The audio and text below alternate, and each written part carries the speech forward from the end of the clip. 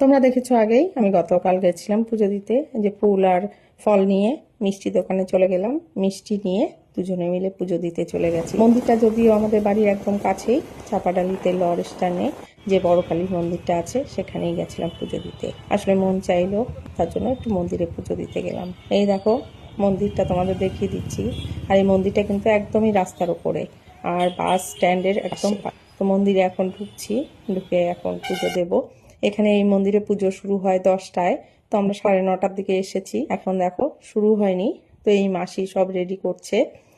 আর মন্দিরটা যেহেতু একদম মেইন রোডের ওপরে, এত গাড়ি ঘোড়ার আওয়াজ হচ্ছিল, তাই অরিজিনাল সাউন্ডটা আমাকে অফ করে দিতে হলো, কারণ শোনাই যাচ্ছিল না, এত আওয়াজ হচ্ছিল। দেখো মন্দিরটা ওই পাশটায়, আর এদিকটায় বসার জায়গা। তো আমি এখানে চলে এসেছি, আরো অনেকে ছিল। আর মাকে তোমরা একটু দর্শন করে নাও। দেখো এই মা কিন্তু অনেকটাই বড়। এখানে পুজো হয় কালী পুজোর দিন বড় করে। সাথে আছে এই তো ভোলে বাবা, ভোলে বাবা তো থাকবেই। তো এই দেখো এখানে পাশেই আছে, এখানেও একটু পুজো দিয়ে এই মাসির কাছে সব দিয়ে দিলাম, দিয়ে আমরাও বসে গেলাম বাকিদের সাথে।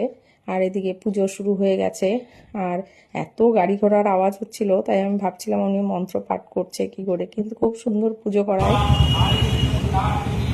তোমরা শুনতেই পারলে কেমন গাড়ি ঘোড়ার আওয়াজ। তো আমি বাইরে এসে আবার মোমবাতি ধূপকাঠি দিয়ে মায়ের আরতি করে, এটা বাইরেই জ্বালাতে হয়, তাই বাইরে এসে একটু আরতি করে নিলাম। এরপর গিয়ে আবার পুষ্পাঞ্জলি দিয়েছি। তো সেটার আর ভিডিও করিনি, আর আমার অত পছন্দ হয় না সব কিছুরই ভিডিও করা, তার জন্য একটু আধটু করি, যেহেতু ব্লগিং করি তাই। তো পুজো শেষে প্রসাদ টসাদ নিয়ে এবার বাড়ি ফেরার পালা। আমাদের পুজো শেষ, বাড়ি চলো।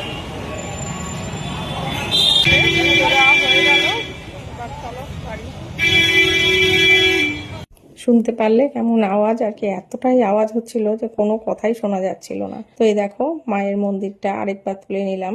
তো বাড়ি এসে আমার পুজো দেওয়া হয়নি, যেহেতু সকাল সকাল চলে গেছি মন্দিরে। বাড়ি এসে আগে পুজোর বাসনগুলো মেজে নিচ্ছি, বাসনটা মেজে তারপর ঘরের পুজোটা দিয়ে নেব। আর আমি তো সকাল থেকে উপোসই আছি, তো একদম ঘরের পুজো দিয়ে তারপর খাবো। দেখো এখানে আমি এটাই দেখো ঠাকুরের বাসন মাজার জন্য আমি এখানে একটা কল লাগিয়েছি। এই কলটা বহুদিন থেকে করার ইচ্ছে ছিল, কিন্তু করাই হচ্ছিল না। আমার যেহেতু আরেকটা ফ্ল্যাট আছে পাশেই, রান্নাঘর ছিল ওখানে, ঠাকুরের ঘর ছিল, তার জন্য ওখানেই সব ছিল। তো এখন যেহেতু এই ঘরটা ভাড়া দিয়ে দিয়েছি, তাই এই এখানে করে নিলাম। আর এদিক দিয়ে দেখো আমার পুজো হয়ে গেছে, এখন আমি ঠাকুরকে আচমন দিচ্ছি। আর আজকের ব্লগটা এই পর্যন্তই। তোমাদের কেমন লাগলো কমেন্টস করে জানিও, ভালো লাগলে লাইক করো, শেয়ার করো। মন্দিরে পুজো দিতে গেলে সত্যিই মনটা খুব ভালো লাগে, আজকেও তাই মনটা খুব ভালো লাগছে।